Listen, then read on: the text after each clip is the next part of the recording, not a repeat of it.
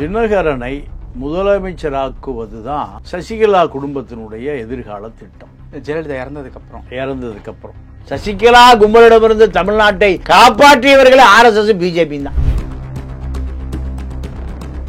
சசிகலா ஜெயலலிதா மரணம், OPS முதலமைச்சர் வந்த பிறகு OPS சசிகலாவுடைய கட்டுப்பாட்டில் இல்லை, நடராஜன் கட்டுப்பாட்டில் இல்லை. OPS அதிகாரம் செலுத்த ஆரம்பிச்சிட்டார். அவங்களுக்கு OPS அரசியல் வாழ்க்கையை முடித்து வைக்க வேண்டும், EPS முதலமைச்சர் ஆக்கி தினகரனுக்கு கொண்டு வரும். இதுதான் அவர்களுடைய திட்டம்.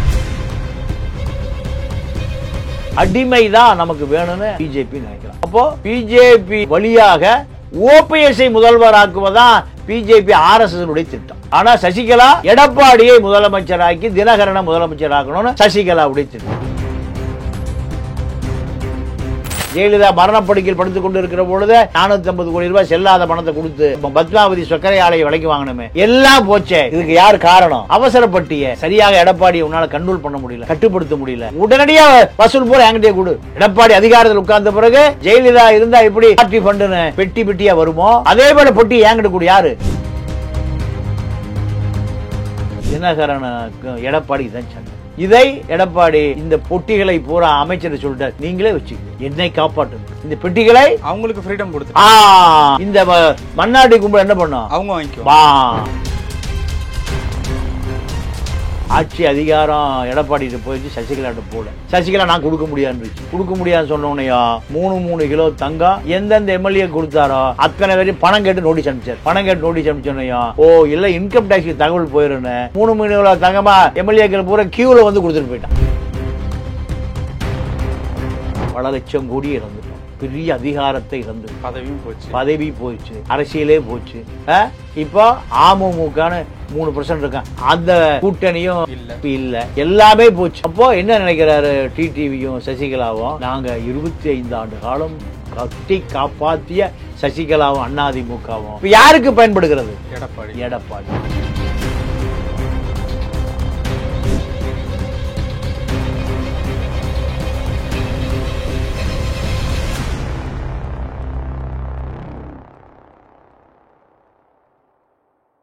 ரியல் ஒன் நேயர்களுக்கு வணக்கம். இன்று நம்மளுடைய நேர்காணலுக்கு மூத்த பத்திரிகையாளரான திரு தமிழா பாண்டியன் அவர்கள் நினைஞ்சிருக்காங்க. சார் வணக்கம். வணக்கம். எப்படி சார் இருக்கீங்க? நல்லா இருக்கேன் சார். இப்போ அதிமுகவில் எடப்பாடி பழனிசாமி அவர்களுக்கும் டிடிவி தினகரன் அவர்களுக்கும் ஒரு மோதல் போயிட்டு இருக்கு.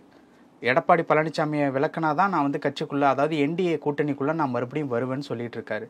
இந்த மோதலுக்கு காரணம் பழைய பகை அப்படின்னு சொல்லிட்டு ஒரு மூத்த பத்திரிகையாளர் சமீபத்தில் ஒரு நேர்காணலில் பேசியிருந்தாங்க. என்ன பகை சார் அது? தினகரனை முதலமைச்சராக்குவதுதான் சசிகலா குடும்பத்தினுடைய எதிர்கால திட்டம். ஜெயலலிதா இறந்ததுக்கு அப்புறம் இவர்கள் குடும்பத்தில் யாரும் அரசியலில் பெரிய அளவில் வெளிச்சத்துக்கு வரல.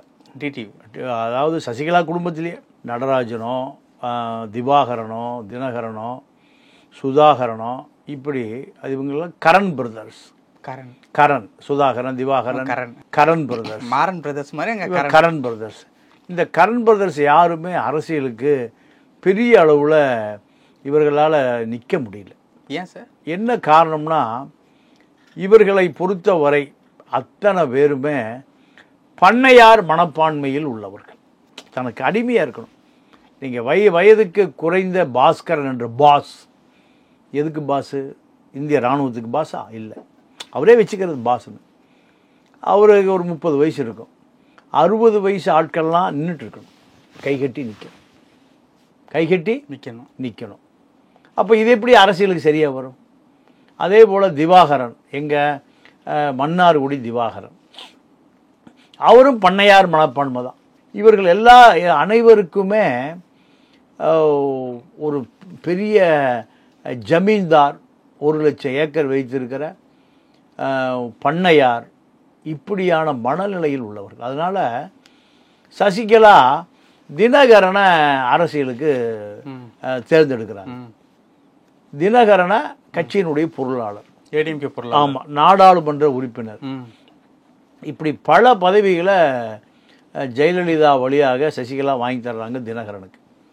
அடுத்து இவர் தான் முதலமைச்சர் வேட்பாளர். வாங்கி கொடுத்ததெல்லாம் அந்த 11 to 16 அந்த டைம். ஆமாம், அதாவது 11, 16 இல்லை, 90 ஒன்னுலிருந்தே இவர்கள் அதிகாரத்தில் இருக்காங்க. தினகரன் போயஸ் கார்டில் ஒரு செல்ல புள்ள. தினகருடைய மனைவி கட்டுப்பாட்டில் தான் அப்போ ஜெயா டிவியே இருந்தது. இப்படி தான் கோயம்புத்தூர் பக்கம் ராவணன் ஒருத்தர், கலிய பெருமாள் திருச்சி பக்கம், தஞ்சாவூர் பக்கம் திவாகரன், இப்படி குறுநில மன்னர்களை போல இவர்கள் தான் ஆட்சி பண்ணுவாங்க. நம்ம பயிலுக்கு 500 ரூபா கொடுத்தா வீட்டு போட்டு போகிறவன் தானே. காக்கா பிரியாணி, ஒரு சிவாஸ் குவார்ட்டர், இதுதான் நம்ம பையன். எத்தனை லட்சம் கோடி கொள்ளையடித்தாலும் நேபாளத்தை போலலாம் இங்கே எவனுக்கு கோபம் வராது. நேபாளத்தில் கம்யூனிசம் அவர்களை பக்குவப்படுத்தி வைத்திருந்தது. இந்துத்துவாவிலிருந்து மன்னர் கொய்ராலாவிலிருந்து கொய்ராவை துரத்தி விட்டுட்டு யார்? கம்யூனிசம் அங்கே கற்றுக் கொடுக்கப்பட்டது. அமைச்சர் வீட்டுக்குள்ளே போய் அடிக்கிறாங்க. அமைச்சரை தூக்கி இதில் போடுறான், சாக்கடையில் போடுறான். அமைச்சர் வீட்டுக்கே தீ வைக்கிறான். நாடாளுமன்றம் பற்றி எரிகிறது. நாடாளுமன்றம் வாடகைக்கு ஹெலிகாப்டர் பிடிச்சி கைத்திர தொங்கிட்டு எல்லா அமைச்சரும் தப்பிச்சு போகிறான். இங்கே சமத்துவம் சமூக நீதி. ஏன்னா இது எல்லாம் ஏமாற்று அரசியல். இவனுக்கு அரசியலே தெரியல. 10 கோடி பேர் உலகம் பூரா இருக்கிற தமிழர்களில் 3 கோடி பேர் எதுக்குமே ஓட்டு கூட போடுறதில்லை. இப்போ இவங்க அந்த மாதிரி பண்ணையார்கள் தான்.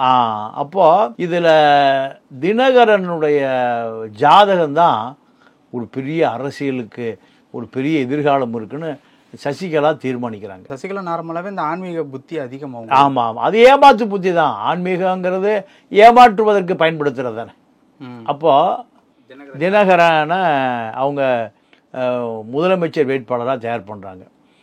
ஜெயலலிதாவுடைய மரணம் அது ஒரு மர்ம மரணம் தான். அப்படியா? ஆமாம், ஆறுமுகசாமி ஆணையமே சொல்லுது. மர்மம்னா எப்படி? உடம்பா? இல்லைங்க, அவர் அந்த அம்மாவுக்கு வைத்தியமே பார்க்கல. அந்த அம்மாவுக்கு பார்க்கல. ஏதோ ஒன்று மரணத்தை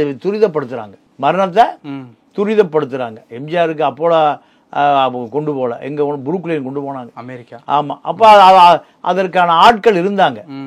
எம்ஜிஆரை காப்பாற்றணும்னு ஆட்கள் இருந்தாங்க. இங்க சசிகலா தானே அக்கான்னு சொல்லி நீங்க இந்த அக்கா எப்போ அண்ணன் எப்போ சாவான், சின்ன எப்போ காலி ஆகும்னு பழமொழி இருக்கு, கிராமத்தில் சொல்லுவாங்க. அக்கா பிரிச்சு. ஆமாம், அக்கா அந்த மாதிரி பிரிச்சிருச்சு.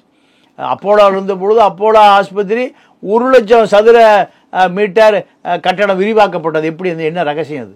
அரசு நிலம் பூரா அப்போலோ ரெட்டி என்ன பண்ணாரு? அத்தனையும் விரிவாக்கிட்டார். அப்போலோ ரெட்டி சாதாரண டாக்டர். யாருக்குன்னா எம்எம் சிதம்பரம் செட்டியார் குடும்பத்துக்கு. அவர் ஆட்சிக்கு டாக்டர். யார்? சிதம்பரம் செட்டியாருடைய பல லட்சம் கோடி சொத்து கிடக்கு. யாருக்கு? சிதம்பரம் செட்டியாருக்கு. அத்தனையும் மலேசியாவில் ஏமாற்றியது. தினகரனை பொறுத்த வரைக்கும் தினகரன் தான் முதலமைச்சர் வேட்பாளர்னு அவங்க தயார் பண்ணுறாங்க. ஜாதகம் சொல்லி தயார் பண்ணுறாங்க. அப்போ அதை நோக்கி நகர்த்தி கொண்டு வராங்க. கொண்டு வருகிற பொழுது தினகரன் என்ன பண்ணுறாரு? ஜெயலலிதாவுடைய வழக்கு, லண்டன் ஓட்டல் வழக்கு, ரெண்டையும் சேர்த்து நடத்துகிறாரு வழக்கறிஞர் ஜோதி. அப்படி நடத்துகிற பொழுது லண்டனில் இருந்து ஆவணங்களை எடுத்துகிட்டு வர முடியாது, நீதிமன்றத்தில் கொடுக்க முடியாது, ஆவணங்களே கிடைக்காது. அதனால் ஜெயலலிதாவுடைய சொத்து குவிப்பு வழக்கு நீங்கள் நீண்ட நாள் இழுத்துட்டே போகலாம் அப்படிங்கிறது தான் யாருடைய கணிப்பு? வழக்கறிஞர் ஜோதியினுடைய கணிப்பு. ஆனால் என்ன முதல் ரிலீஸ் பண்ணீங்க? ஜெயலலிதா உள்ளே கிடக்கட்டும், தொலையிட்டும், சாவிட்டும், எனக்கு அதை பற்றி கவலை இல்லை. யார்? தினகரன். அப்போ அந்த வழக்கில் இருந்து ஜோதி விரட்டப்படுகிறார். எதுக்காக? ஜெயலலிதா வழக்கை தனியாக நடத்திக்க, ஏன் வழக்கை தனியாக நடத்திக்க. இதில் ஜோதி வெளியேறிய பிறகு தினகரன் வழக்கு தனியாக, ஜோதி வழக்கு நடத்த முடியாமல் வெளியேறார். வெளியேறிய பிறகுதான் ஜெயலலிதாவுக்கு தண்டனை கிடைக்கும். அந்த லண்டன் ஓட்டல் வழக்கோடு நடத்தினா லண்டனிலிருந்து பிரிட்டிஷ் கவர்மெண்ட்ல போய் இவங்க ஆதாரங்களை, ஆவணங்களை எடுக்கக்கூடிய அளவுக்கு இவர்கள் வலிமையா இல்லை. இன்னும் லலித் மோடியும் நீரவ் மோடியும் விஜய் மல்லையாமல் இன்னும் வர முடியாமல் தான் இருக்கான். அப்போ இது ஜெயலலிதாவுக்கு தெரிஞ்சிருச்சு. தெரிந்த பிறகு 10 ஆண்டு காலம், எப்போனா ஜெயலலிதா 2016 6லிருந்து 16 வரை ஜெயலலிதா தினகரனை பார்க்கவே இல்லை. போயஸ் கார்டனில் அவருடைய காலடி படவே இல்லை. 10 வருஷம் அவர் போய் எங்கே செட்டில் ஆயிடுறாருன்னா பாண்டிச்சேரியில் போய் செட்டில் ஆயிடுறாரு. இல்லை, ஃபேமிலி இங்கே தான் இருக்குது. அவர் மட்டும் பாண்டிச்சேரி சென்னைங்கிறது பிஎம்டபிள்யூ காரில் ஒரு 2 மணி நேரத்தில் வர்ற விஷயம்தான், தூரம் கிடையாது, அவ்வளோ தூரம் கிடையாது. அவர் அங்கே செட்டில் ஆகிட்டார். இது அந்த அம்மாவுக்கு சனியன் தொலைஞ்சுன்னு விட்டுருச்சு. அந்த அம்மா ஒரு கோபம் இருந்திருக்கு, பெரிய கோபம். மரணம் அடைந்த பிறகு தலைமாட்டில் நிற்கிறார். அன்னைக்கு எப்படி எம்ஜிஆர் தலைமாட்டில் ஜெயலலிதா அப்போ தலைமாட்டில் தினகரன் அந்த கும்பல் பூரா நிற்குது, ஓடி போன கும்பல் பூரா நிற்குது. இதற்கு பிறகு அத்தனை சட்டமன்ற உறுப்பினர்களும் சசிகலா முதலமைச்சர் ஆவதற்கான முன்னேற்பாடு நடக்குது. சின்னம்மா அம்மா போய் சின்ன ஆமா. அதே போல சிகை அலங்காரம், உடை அலங்காரம் எல்லாம் அப்படியே அந்த அம்மா போல மாறிடுச்சு. ஒரே பேட்டர்ன். கழுத்து வச்ச ஜாக்கெட்டு, ஜெயலலிதா மாதிரி சின்ன கொண்டை, இப்படிலாம் அந்த அம்மா மாறிடுச்சு. பச்சை கலர் ட்ரெஸ். ஆமாம், பச்சை அம்மா முதலமைச்சர் தான், முடிஞ்சு போச்சு. இந்த நேரத்தில் ஆர்எஸ்எஸ் பிஜேபிக்கு தமிழக மக்கள் 1000 ஆண்டு காலம் நன்றியோடு இருக்கணும். எதுக்கு? ஆர்எஸ்எஸ் பிஜேபிக்கு. சசிகலா கும்பலிடமிருந்து தமிழ்நாட்டை காப்பாற்றியவர்களே ஆர்எஸ்எஸ் பிஜேபி தான். தமிழ எத்தனை வருஷம் நன்றியா இருக்கணும்? 1000. ஆமா, அவர்கள் 3000 வருஷம் செய்த துரோகம் இந்த 1000 வருஷம் தமிழ்நாட்டை சசிகலா கும்பலிருந்து காப்பாற்றினாங்க. நீங்க உடனடியாக வழக்கு நிலுவை வருது.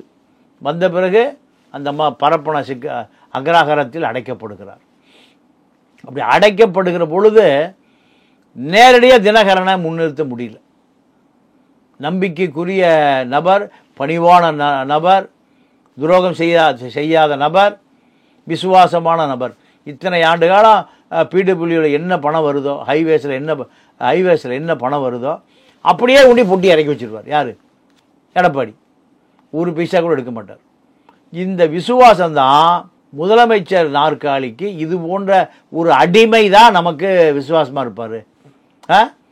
வேறு யாரிடம் கொடுத்தாலும் திருப்பி வாங்க முடியாது. பண ஆசையே இல்லாத, பதவி ஆசையே இல்லாத எடப்பாடி தான் நமக்கு நம்பிக்கைக்குரிய நபர். ஓபிஎஸ்ஸிடமிருந்து அதிகாரம் எடப்பாடிக்கு வருவதற்கு அதுதான் முழு காரணம். வந்த பிறகு அது அப்படியே தினகரனுக்கு மாற்ற முடியும் நம்புறாங்க. ஓபிஎஸ்ஸிலிருந்து மாற்ற முடியாது, வேறு யாரிடம் இருந்தாலும் மாற்ற முடியாது. எடப்பாடி நம்பிக்கைக்குரிய நபர். தப்பு கணக்கு. எல்லாரும் அதேதான். நீங்க ஒரு மனிதனுக்கு பதவியை கொடுத்துப்பார், பின்பு அதை எடுத்துப்பார். அப்பதான் அவனுடைய மிகப்பெரிய சுயரூபம் தெரியும். இதுதான் வரலாறு. ஆனா ஜெயலலிதா அம்மா ஜெயலலிதா வர்றப்போ பதவியை ஓபிஎஸ் கொடுத்துக்கிட்டு தானே இருந்தாரு. அது என்ன நடந்ததுன்னா, சசிகலா ஜெயலலிதா மரணம், ஓபிஎஸ் முதலமைச்சர் வந்த பிறகு ஓபிஎஸ் சசிகலாவுடைய கட்டுப்பாட்டில் இல்லை. சசிகலாவுடைய கட்டுப்பாடு இல்லை, நடராஜன் கட்டுப்பாட்டிலும் இல்லை. ஓபிஎஸ் தனி அதிகாரம் செலுத்த ஆரம்பிச்சிட்டார். அப்போ அவங்களுக்கு ஓபிஎஸ் அரசியல் வாழ்க்கையை முடித்து வைக்க வேண்டும். இபிஎஸ்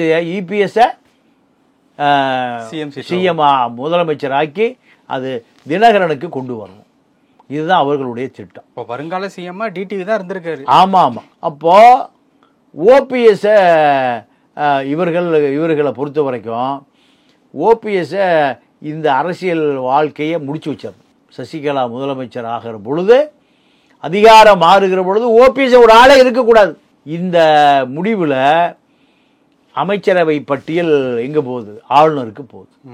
ஆளுநருக்கு அந்த அமைச்சரவை பட்டியல் போகும்போது அதில் ஓபிஎஸ் பேரே இல்லை. ஆர்எஸ்எஸ் குருமூர்த்தி என்ன பண்ணுறாரு? ஆடிட்டர் குரு, அவர் தான் ஆர்எஸ்எஸ்னுடைய மூளை. அவர் என்ன பண்ணுறாரு? ஆளுநர் மாளிகைக்கு போகிற அந்த அமைச்சரவை பட்டியல் அடுத்த நிமிஷம் யாரு கிடைக்குது? ஆடிட்டர் குருமூர்த்தி கிடைக்குது. குருமூர்த்தி அந்த லிஸ்ட்டை பார்க்குறாரு, ஓபிஎஸ்ஏ பேரே இல்லை. ஆர்எஸ்எஸ் என்ன நினைக்குதுன்னா, சசிகலாவிடம் வந்தால் அதிகாரம் செலுத்த முடியாத ஆர்எஸ்எஸ், ஓபிஎஸ்ஸிடம் வந்தால் ஓபிஎஸ்ஏ ஆர்எஸ்எஸ் தான். ஓபிஎஸ்ஏ டெல்லிக்கு போனவர் முதல்ல டெல்லிக்கு போய் மோடியை பார்க்க போகிறார். சந்தித்து இந்த சம்பிரதாய சந்திப்பெல்லாம் முடிந்த பிறகு எல்லாரும் வெளியே போய் ஒரு நிமிஷம் நான் பேசணுங்கிறார். நீட்டி காலில் விழுந்துடுறார். மோடியுடைய காலை கெட்டியாக பிடிச்சிக்கிறார், நேராக பிடிச்சிக்கிறார். இங்கே டயரையே பிடிச்சிக்குவார். ஜெயலலிதா இருந்த திசையை நோக்கி கும்பிடுவார், ஹெலிகாப்டர் கும்பிடுவார். சாதாரண நபர் தானே, மிக சாதாரண நபர். இவ்வளோ பெரிய உயரத்துக்கு வரணும்னா யார் காலை வேண்டுமானாலும் நக்கி பிழைக்கக்கூடிய கூட்டம். டீ கடை தானே சார் அவர். சாதாரண அதான் இன்னும் டீ கடை இருக்குது, ஒச்சா தேவர் டீ கடைன்னு இன்னும் இருக்குது. அதில் தேனியில் இருக்குது. நான் டீ குடிச்சிருக்கேன். ஆமாம் ஆமாம், கோல்டு லெட்டரில் இருக்கும், மஞ்சள் கலரில், பழசம் மறக்காமல் இருக்கு, வச்சிருக்காரு. அப்போது இந்த அடிமை தான் நமக்கு வேணும்னு யார் நினைக்கிறா? பிஜேபி நினைக்கிறான். அப்போது பிஜேபி வழியாக ஓபிஎஸ்ஐ முதல்வராக்குவதான் பிஜேபி ஆர்எஸ்எஸ்னுடைய திட்டம். ஆனால் சசிகலா எடப்பாடியை முதலமைச்சராக்கி தினகரனை முதலமைச்சராக்கணும்னு சசிகலாவுடைய திட்டம். வித்யாசாகர்னு பொறுப்பு ஆளுநர் எங்கள் மகாராஷ்டிராவில், அவர் தான் இங்கே வச்சுருக்காங்க. அவர்கிட்ட கொண்டு போய் எல்லா 118 எம்எல்ஏக்களும் கைது போட்டு கொடுத்தாச்சு பட்டியலை. கொடுத்த பிறகு அவர் பார்க்குறாரு, சசிகலாவை முதலமைச்சராக்குனா மீண்டும் பதவியிலிருந்து இறக்கவே முடியாது. சென்னை பல்கலைக்கழகத்தினுடைய ஜெயலலிதா எந்த ஏசி வளாகத்தில் பதவியேற்றாரோ அதே வளாகம் புதுப்பிக்கப்படுகிறது, குளிரூட்டப்படுகிறது. பாஜக டெல்லியிலேருந்து பார்த்தான், ஒரு 2 நாள் டைம் கொடுங்க, 2 நாள் கழித்து நான் உங்களுக்கு பதவி பிரமாணம் பண்ணி வைக்கிறேன்னு. வித்யாசாகர் பம்பாய் பறந்தார். பம்பாய் பறந்த பிறகு நீதிமன்ற உத்தரவு யாருக்கு பறக்குது? சசிகலாவுக்கு பறக்குது. சசிகலா அதிர்ச்சி ஆகுதார். வித்யாசாகர் பம்பாய் பறப்பதற்கும் நீதிமன்ற உத்தரவு சசிகலாவோட வந்து சேர்வதற்கு ஒரே வேலை யாரு? ஆர்எஸ்எஸ் பிஜேபி தான். இவர்களால் மட்டும்தான் செய்ய முடியும். உலகத்திலேயே இவ்வளவு பெரிய அதிகார மையம் குவிந்து கிடக்கிற இடம் இது ஆர்எஸ்எஸ் தான். ஒரு நாள் நைட்ல மாத்திட்டாங்க. ஒரு மணி நேரத்துல மாத்துவாங்க. 1 மணி நேரம். ஒரு நாள் ஜாஸ்தி, செகண்ட்ஸ் தான். அந்த அளவுக்கு அவர்களுடைய தொலை தொடர்பு எல்லா பக்கம் 3 கோடி, இந்தியாவில் 3 கோடி அதிகாரிகள் ஆர்எஸ்எஸ்க்கு இருக்கிறான். 3 கோடி. எங்க ஜனாதிபதி அலுவலகத்திலிருந்து சாதாரண கீழ்நிலை அலுவலகர் வரை, நீதிமன்றம், 35 துறை செயலாளர்கள், உள்நாட்டு வெளிநாட்டு, உலகத்தினுடைய இந்தியாவினுடைய வெளிவிவகார கொள்கை, உள்நாட்டு கொள்கை எல்லாத்தையும் தீர்மானிப்பது ஆர்எஸ்எஸ் தான். அப்போது சசிகலா சிறைக்கு போகிற பொழுது கூவத்தூருக்கு கடத்தப்பட்டு எடப்பாடி முதலமைச்சர் பட்டியல் முடிவு பண்ணியாச்சு. இந்த பட்டியலில் ஓபிஎஸ் பெயர் இல்லை, சசிகலாவுடைய பட்டியலில் ஓபிஎஸ் பெயர் இல்லைன்னு சொன்ன பிறகு இரவு 9 மணிக்கு தூங்கியவரை தட்டி எழுப்பப்படுகிறார் ஓபிஎஸ். நேராக போய் ஜெயலலிதா சமாதியில் போய் உட்கார். ஞாபகம் தர்ம யுத்தம். என்ன யுத்தம்? தர்ம யுத்தம் ஆரம்பின்னு 9 மணிக்கு சசிகலாவுடைய கனவு களைஞ்சு போச்சு. சசிகலாவுடைய முதலமைச்சர் கனவு அடித்து நொறுக்கப்பட்டது சம்மட்டியால். நொறுக்கப்பட்ட பிறகு ஓபிஎஸ் கொஞ்சம் எம்எல்ஏக்களை பிரிச்சிருக்க அவர் கொண்டு போயிட்டார். அங்கே ஆட்டம் காணுது. அப்போது எடப்பாடி உச்ச நீதிமன்றத்துடைய தலைமை நீதிபதியாக ஓய்வு பெற்ற சதாசிவம் வழியாக நேர டெல்லிக்கு போய் ஓபிஎஸ் பிடித்த காலை இவர் பிடித்துக் கொள்கிறார் எடப்பாடி. ஆமாம், அதே காலு தான், ஆளு மாறுது, அதே காலு தான். முதல்ல ஓபிஎஸ், இப்போ இபிஎஸ், பதவியெல்லாம் ஒண்ணுதான். அதே தான். ஐயா, அவரையே அடிமையாக வைத்துக் கொண்டிருக்கிறீர்கள், அதை விட நான் இருக்கிறேன் உங்களுக்கு அடிமையாக. இப்பவும் அதே மனநிலையில தான் இருக்காரு. இல்ல, இப்ப அந்த மனநிலையில் அதுதான் இபிஎஸ், அதுதான் எடப்பாடி. ஓபிஎஸ் இருந்தா அண்ணாவுக்கு காவி கடல் அடிச்சு விட்டுருப்பார். எல்லா அண்ணாவும் காவி கடல்ல இருப்பாங்க, அண்ணாவே மாத்திருப்பார்.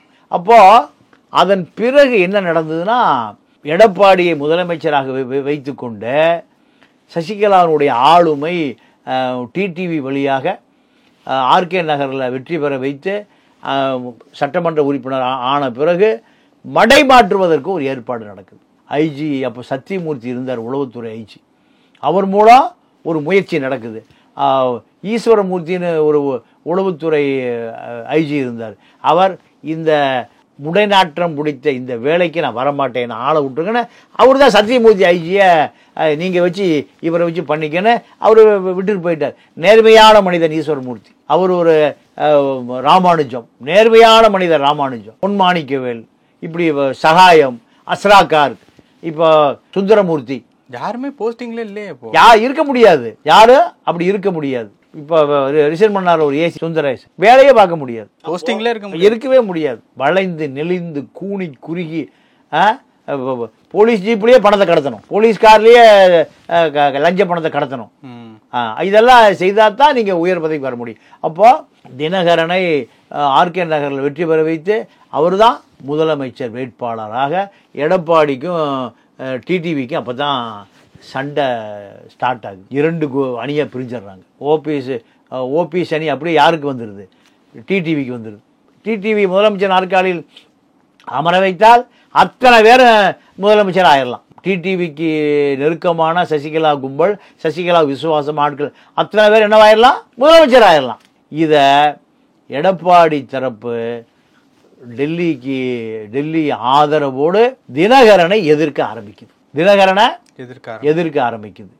எதிர்க்க ஆரம்பித்த பொழுது நீங்க சசிகலாவுக்கு தகவல் உள்ள போகுது. ஆட்சி நம்மிடமிருந்து பறிபோய் விட்டது. எடப்பாடி நிமிர்ந்து விட்டார். குனிந்தவர் நிமிர்ந்துட்டாரு. அவரை ஒண்ணுமே பண்ண முடியாது. டெல்லி சப்போர்ட், டெல்லி ஆதரவு அவருக்கு கிடைத்து விட்டது. அவர் பிஜேபிக்கு ஆதரவு கொடுப்பதற்காக RSS அடிமையாக மாறி போய் விட்டார். இப்படி தகவல் எங்க போகுது? டெல்லிக்கு போகுது. பெங்களூருக்கும் போகுது. பெங்களூருக்கும் போன பிறகு சசிகலா என்ன நினைக்குது?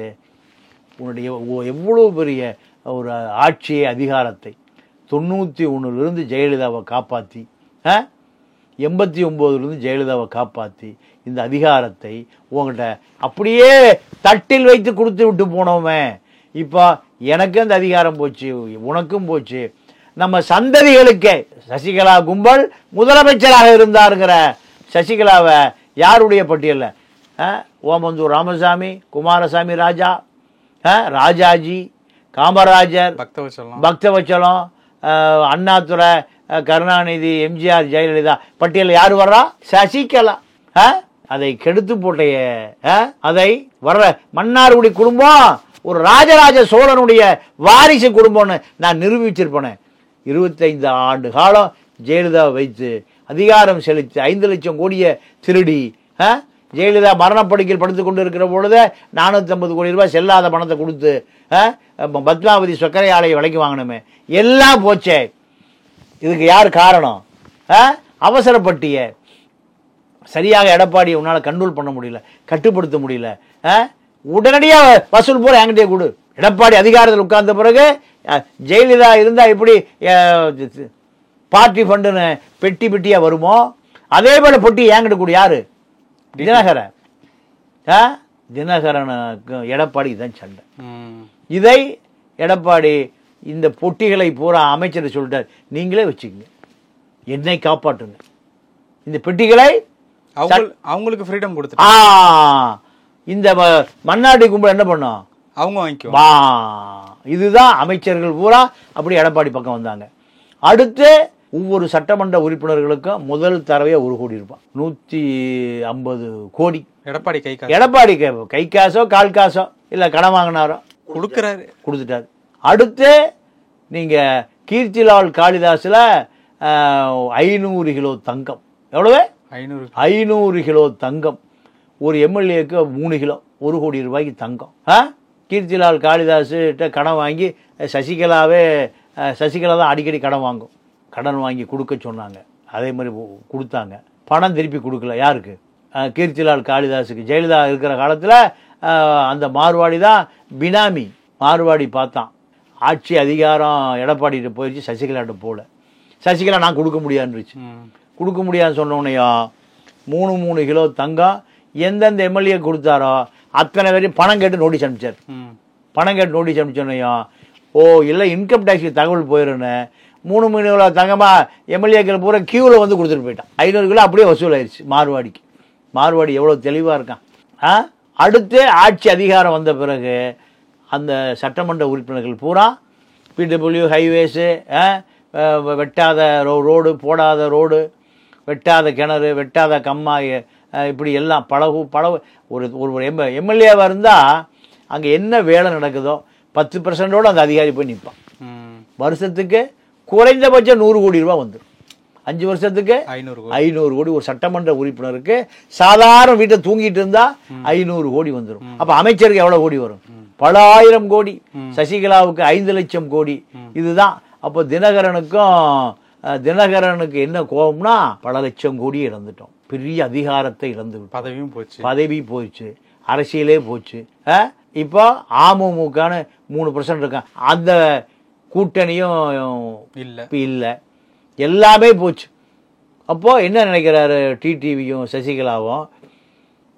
நாங்கள் 25 ஆண்டு காலம் கட்டி காப்பாற்றிய சசிகலாவும் அதிமுகவும் இப்போ யாருக்கு பயன்படுகிறது? எடப்பாடிக்கு. சார், இப்போ நீங்கள் என்ன நினைக்கிறீங்க? இப்போ பிஜேபி கூட்டணியில் எடப்பாடி இருக்காரு. இப்போ அடுத்து ஏடிஎம்கேவே ஆட்சிக்கு வந்தாலும் அது பிஜேபியினுடைய ஆட்சி மாதிரி தான் இருக்கும் அப்படின்ட்டு வந்து சொல்லப்படுது. என்ன எடப்பாடி வந்து பிஜேபிக்கு வளைஞ்சு கொடுத்து போவாரா, இல்லை ஒரு அயன் ஹேண்டா மேலே ஓங்கி எழுவாரா? என்ன நினைக்கிறீங்க? இல்லைங்க, அதாவது இங்கே தமிழ்நாட்டில் பிஜேபி எதிர்ப்பு தான் முஸ்லீம், கிறித்துவ, தலித்து வாக்கு வங்கி 20% இருக்கு. இதுதான் திமுகவுடைய பலம். திமுக உயிரோடு இருப்பது, உயிர்ப்பித்தோடு இருப்பது காரணமே இந்த வாக்கு தான். இந்த வாக்கு தான். இந்த வாக்குக்காகத்தான் எடப்பாடி பாஜகவிலிருந்து வெளியேறுகிறார். இப்ப கூட்டணியில தானே இருக்காரு. இப்ப கூட்டணி இல்லைன்னா இவர் ஓட்டணியே இருக்க முடியாது. செங்கோட்டையன், சசிகலா, ஓபிஎஸ், டிடிவி, வேலுமணி, தங்கமணி, நத்தம், இவர்கள் தான் எடப்பாடியா இருப்பாங்க. இவர்கள் தான் எடப்பாடி. பல எடப்பாடி ஆயிரும். அதிமுக பல அதிமுக ஆயிரும். பயமுறுத்தி வச்சிருக்காங்க. பயமுறுத்தி நீங்க சொல்லுவதே நான் கேட்கிறேன். கட்சியை உடைச்சிடாதீங்க. என்னுடைய காலத்தில் அந்த கட்சி அழிந்து போய்விடக்கூடாது. பிஜேபிக்கு போச்சுன்னா அதிமுக அழிஞ்சு போயிடும். அதனால இப்போ உன்னை பாதுகாத்து கொள்வதே ஒரு போர் முறை. இங்கிலீஷில் சொல்லுவான், ஒரு யுத்தத்தில் உன்னை பாதுகாத்து கொள்வதே ஒரு போர் முறை. போலீஸுக்கு நல்ல ரன்னிங், பிசிக்கலாக ரன்னிங் ட்ரைனிங் கொடுப்பாயா, கலவரம் வந்தால் ஓடி தப்பிச்சிரு. பாதுகாப்பு மக்களுக்கு அவருக்கு. ஒரு போலீஸை உருவாக்குவதற்கு பல லட்சம் ரூபா செலவாகுது. கட்டுப்படுத்த முடியாத கலவரம் கட்டுப்படுத்து. கண்ணீர் புகை குண்ட வீசு, வானத்தை நோக்கி சுடு. கட்டுப்படுத்த முடியல, நேபாள் மாதிரி கட்டுப்படுத்த முடியலன்னா தப்பி ஓடிடு. அதே தான் இப்போ அரசியல். இப்போ கட்டுப்படுத்த முடியல, அதிமுக பல அதிமுகவை மாறிடும். இது அப்போ வேறு வழி இல்லாமல் பாஜகவுக்கு அடங்கி கிடப்பது தான் மேல். இது கருணாநிதியே பண்ணியிருக்காரு. அப்படியா? ஆமா. காங்கிரஸுக்கா? இல்ல, இப்போ பாஜகவுக்கு காங்கிரஸ் 2 பேருக்கு நிரந்தர அடிமை தானே கருணாநிதி. ஆமா. நேருவின் மகளே வருக, நிலையான ஆட்சி தருகன்னு எமர்ஜென்சியில் அடி வாங்கி மிதி வாங்கி பாதி பேர் உத வாங்கி செத்தே போயிட்டான். நேரு மகளே வருக, நிலையான ஆட்சி தருகன்னு காங்கிரஸ் மீண்டும் அதிகாரத்துக்கு வந்த பிறகு திருடியதை காப்பாற்றுவதற்கு நேரு மகளிடம் சாஷ்டாங்கமாக காலில் விழுந்தவர் தான் கருணாநிதி. 98 ஜெயலலிதா பாஜகவை, வாஜ்பாய் அரசை கவிழ்த்து விட்டு சென்னை வருகிற பொழுது உடனடியாக டெல்லிக்கு போய் பாஜக அரசை தூக்கி நிறுத்தியவர் தான் கருணாநிதி. ஆர்எஸ்எஸ்ஐ, பிஜேபி பார்ப்பனைகள் எதிர்த்து தான் தந்தை பெரியார் கட்சி ஆரம்பித்தார். ஆரிய திராவிட யுத்தம். ஆனால் கருணாநிதி 99 ஆர்எஸ்எஸ் நல்ல இயக்கம், சமூக இயக்கம். இந்த சமூக இயக்கத்துக்கு ஆதரவு கொடுங்கன்னு ஆர்எஸ்எஸ்ஸாவே மாறி போனார். எடப்பாடி இன்னைக்கு தான் மாறினார், கருணாநிதி அன்னைக்கே மாறிட்டார். ஓகே, இப்போ எடப்பாடினால அந்த அடிமை அப்படிங்கிற ஒரு விஷயம் பாஜகவுக்கு ஏடிஎம்கே அடிமைங்கிற ஒரு விஷயம் மாற போறது இல்லையா? இல்ல, அது வாய்ப்பே இல்லை. வாய்ப்பு ஏன் பிஜேபி உடைச்சிட்டு வந்தாரா இல்லையாப்பா? 1.5 ஆண்டுகளுக்கு முன்னாடி பிஜேபி உடைச்சிட்டு வெளியே வந்தாரா இல்லையா? இல்ல, அப்ப இருந்து என்ன பண்ணி இப்பதான் எலெக்ஷன் வர போகுது. இல்ல, இப்போ எலெக்ஷன்ல பாஜக தான் விஜய் கூட சேர்த்த போறான். அப்படியா? ஆமா. அப்போ பெரிய சக்தியே உள்ள வருது. தேர்தலில் வெற்றி ஒன்றுதான லட்சியம். கொள்கை கோட்பாடெல்லாம் தூக்கி அப்புறம் போட்டுரும். இந்த முதலாளித்துவ ஜனநாயகத்தில் என்ன எது முக்கியம்? வெற்றி. இது ஒன்று பிரபாகரனோ, சேக்குவராவோ, மார்க்ஸோ, ஏங்கல்ஸோ, ரஷ்யாவோ, சீனாவோ அல்ல. இது ஒரு முதலாளித்துவ அமைப்பு. பணம் கொள்ளையடிக்கணும், மக்களுக்கு 500 ரூபா கொடுக்கணும், அதிகாரம். இதை தாண்டி இங்கே கொள்கையே இல்லையே. அப்போ இந்த அமைப்பில் எது முக்கியம்? தன்னை பாதுகாத்துக் கொள்வதும் அதிகாரத்துக்கு வருவதற்கு எதை வேண்டுமானாலும் செய்வதுதான் இங்க விஷயம். அப்போ எடப்பாடி பாஜகவோடு கூட்டணி வைத்திருப்பதற்கு விஜய அவர் கூட்டு பார்த்தார் வரல. பாஜக பல வெப்பன் இருக்கு, இன்கம் டேக்ஸ் இருக்கு, என்போர்ஸ்மெண்ட் இருக்கு, அந்நிய செலாவணி மோசடி வழக்கு, இப்படி பல வழக்கு இருக்கு. அது விஜய் தப்பவே முடியாது. அப்போ அவருக்கு ஒரு செக் இருக்கு. அனைவருக்கும் இந்தியாவில் பிறந்த அத்தனை பேருக்கு ஒரு செக் இருக்கு. தப்பவே முடியாது. ஆர்எஸ்எஸ்ல யாரும் தப்ப முடியாது. இதுதான். அப்போ தினகரனை பொறுத்த வரைக்கும் ஆட்சி போச்சு, அதிகாரம் போச்சு. 25 ஆண்டு காலம் சசிகலா உழைத்தது, நடராஜன் உழைத்தது, மகாதேவன் உழைத்தது, ராவணன் உழைத்தது, எல்லாம் செத்து போயிட்டானு. அவ்வளோ பேர் உழைப்போம் நாம் முதலமைச்சர் நாற்காலிக்கு போகலான்னு நினச்சாரு. அதெல்லாம் காணல் நீராக போய்விட்டது. எடப்பாடிக்கு அத்தனை அதிகாரம் போய் ஒரு பலமான ஒரு முதலமைச்சராக, பலமான பொதுச் செயலாக, 1 கோடி தொண்டரும் ஏற்றுக்கொண்ட ஒரு நபராக எடப்பாடி மாறிட்டாரு. நாம் இருக்க வேண்டிய நாற்காலி அது. இப்போ யார் இருக்கா? எடப்பாடி. இதுதான் கோபம். பல விஷயங்கள் பேசியிருக்கோம். நேரத்துக்கு ரொம்ப நன்றி. நன்றி, வணக்கம்.